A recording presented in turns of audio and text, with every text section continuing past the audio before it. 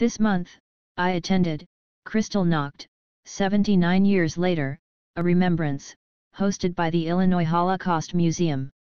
Among the honorees were 6 elderly Jewish survivors, who witnessed the hate and destruction, during the Night of Terror orchestrated by the Germans in 1938.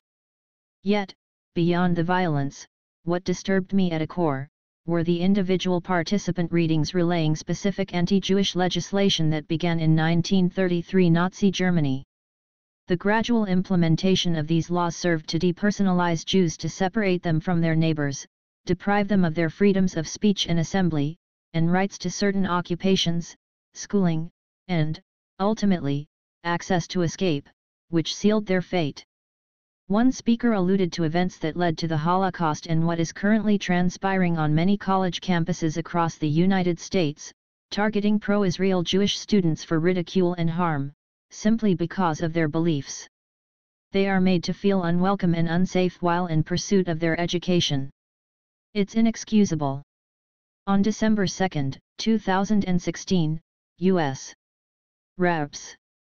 Ted Deutsch and Peter Roskam co-sponsored the Anti-Semitism Awareness Act H.R. 6421 along with other members of the Congressional Bipartisan Task Force for Combating Anti-Semitism, including Ileana Ros Lehtinen of Florida. They were soon joined by other Florida reps, Carlos Curbelo and Debbie Wasserman Schultz. In essence, this legislative initiative would provide for a defensible definition of anti-Semitism that would let the justice system equitably determine guilt or innocence, in situations of alleged abuse.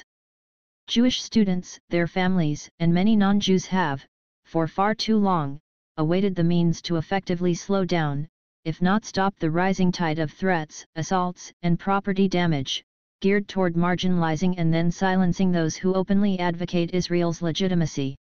H.R. 6421 has been stalled in the House Judiciary Committee for almost 1 year, even though its companion in the U.S. Senate was unanimously approved in 2016.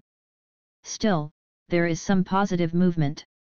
The University of Wisconsin educational system has approved a precedent-setting, statewide policy, that calls for the suspension of any student whose disorderly conduct disrupts another's freedom of speech, on 2 separate occasions, and expulsion for a third infraction, or should consequential violence result.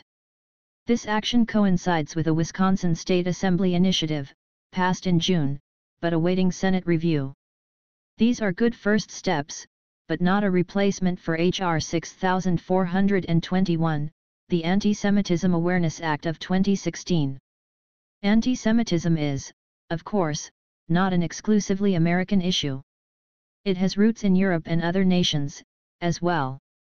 To help stem the tide, in May 2016 at plenary meetings held in Bucharest, Romania, Germany, and 30 other nations, adopted a working definition of anti-Semitism, ascribed to the International Holocaust Remembrance Alliance. This will help recognize anti-Semitism and then codify the means to eradicate this evil. I have seen during 72 years of life that waiting for the better angels of haters to rise to the top has proven a futile exercise.